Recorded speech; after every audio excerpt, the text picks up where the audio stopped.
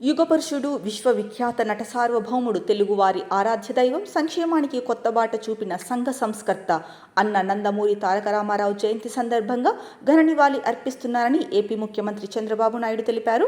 పేద ప్రజలకు కూడు, గూడు, దుస్తులు అనే 3 అవసరాలను తీర్చడమే తన జీవితాశయంగా భావించిన ధీరోదాత్తుడని కొనియాడారు. సమాజమే దేవాలయం, ప్రజలే దేవుళ్ళు అనే నినాదంతో ప్రజాస్వామ్యానికి కొత్త అర్థం చెప్పిన దార్శనికుడు ఎన్టీఆర్. అన్నగా ఆడబిడ్డలకు ఆస్తి హక్కు ఇచ్చారు. మండల వ్యవస్థతో పాలరంగాన్ని ప్రజల వద్దకు తీసుకెళ్లారు. పక్కా ఇళ్ల నిర్మాణంతో పేదలకు అండగా నిలిచారు.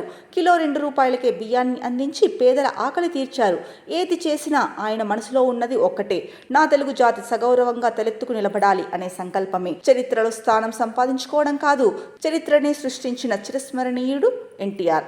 ఈనాటికి తెలుగుదేశం పార్టీ ఉజ్వలంగా ప్రకాశిస్తోందంటే అది ఆయన ఆశీర్వాద బలమే. ఆ మహనీయుడి సంకల్పాన్ని నెరవేర్చేందుకు అహర్నిశలు కష్టపడుతూనే ఉన్నాం. సమాజాన్ని సాధించే దిశగా సాగుతున్నాం. అనితర సాధ్యమైన ఎన్నో పనులు చేసిన అన్న నందమూరి తారక రామారావు గారికి మరోసారి ఘన నివాళి అర్పిస్తున్నారని సీఎం తెలిపారు. సామాన్య వ్యక్తిగా ప్రారంభమైన ఎన్టీఆర్ ప్రయాణం మహాశక్తిగా మారిందని మంత్రి నారా లోకేష్ అన్నారు. సినీ నటుడిగా ఉన్నప్పుడు ప్రజలు కష్టాల్లో ఉంటే జోలి పట్టి ఆదర్శంగా నిలిచారని చెప్పారు. ప్రజానాయకుడిగా పేదల ఆకలి తీర్చి సంక్షేమాన్ని దేశానికి పరిచయం చేశారన్నారు. మహనీయుడు ఎన్టీఆర్ ప్రతి అడుగు నేటి తరానికి స్ఫూర్తి అని తెలిపారు. ఎన్టీఆర్ జయంతి సందర్భంగా ఘన నివాళులర్పిస్తున్నట్లు తెలిపారు. మరోవైపు ఎన్టీఆర్ జయంతి సందర్భంగా ప్రధాని నరేంద్ర మోదీ నివాళి అర్పించారు. ఆయన తెలుగు సినీ రంగంలో విశిష్ట నటుడు, దార్శనికత ఉన్న నాయకుడు అని కొనియాడారు. సినిమాల్లో ఎన్టీఆర్ పోషించిన పాత్రలను ఇప్పటికీ ప్రజలు తలుచుకుంటూనే ఉంటున్నారని చెప్పారు.